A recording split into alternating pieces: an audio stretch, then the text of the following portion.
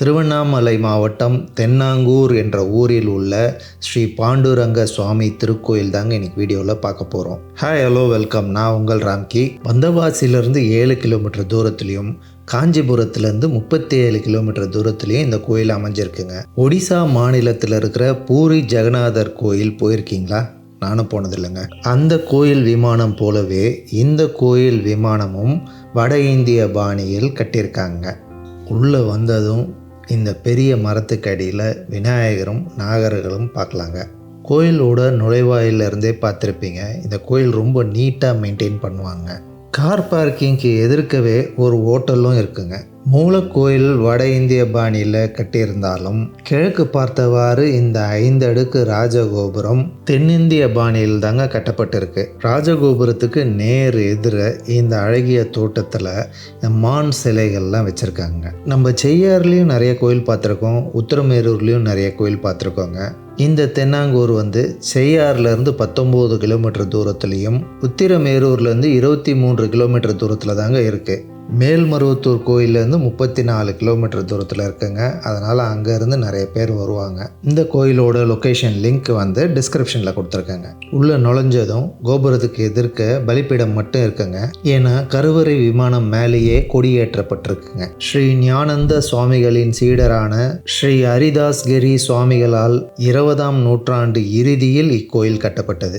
1984ஆம் ஆண்டு நிறுவப்பட்ட GA அறக்கட்டளை கீழ் ஸ்ரீ நாமாந்தகிரி சுவாமிகளால் நிர்வகிக்கப்படுகிறது.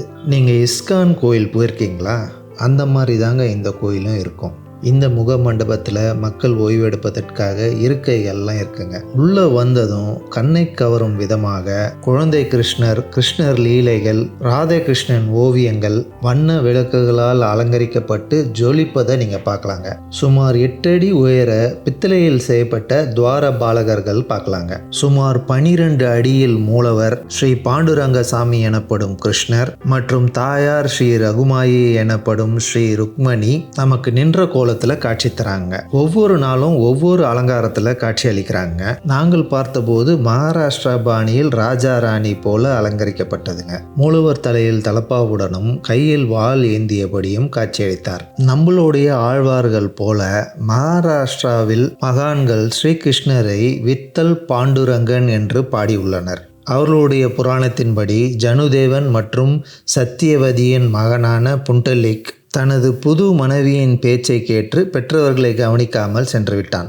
நாளடைவில் ஒரு நாள் அழுக்கு ஆடைகளுடன் 3 பெண்கள் ஆசிரமத்தை சுத்தம் செய்வதை கண்டான். அவர்கள் சுத்தம் செய்து மீண்டும் கிளம்பும் போது புது ஆடைகளுடன் புது பொலிவுடன் கிளம்பினர். அவர்கள் வேறு யாரும் அல்ல, புண்ணிய நதியான கங்கை, யமுனா மற்றும் சரஸ்வதி.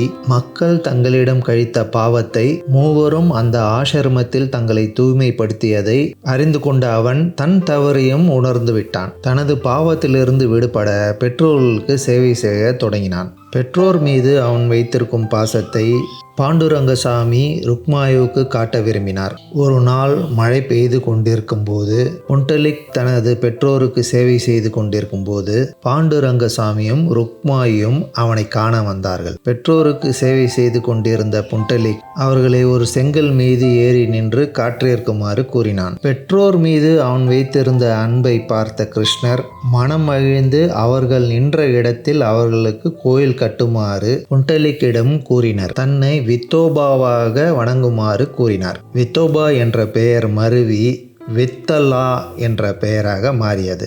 இந்த கோயிலோட ஸ்தல விருஷம் தாமல விருஷம்ங்க. இந்த புனித மரத்தின் கீழ் தான் கிருஷ்ணர் புலாங்குழல் வாசித்ததாகவும் ராதை அதில் மனம் உருகியதாகவும் கூறப்படுகிறது. இந்த கோயிலில் நிறைய பேர் திருமணம் பண்ணிக்கிறாங்க.